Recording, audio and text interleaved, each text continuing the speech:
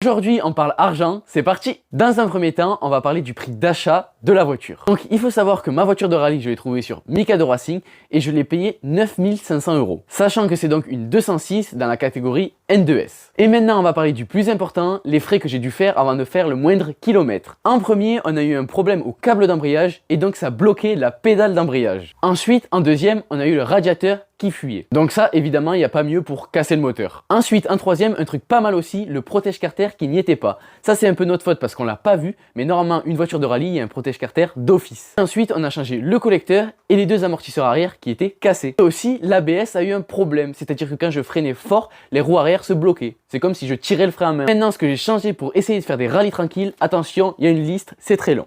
On a le support moteur, la direction assistée, la pompe à essence, la transmission gauche, droite, l'alternateur, le démarreur, la distribution, les bougies, l'embrayage, le filtre à air.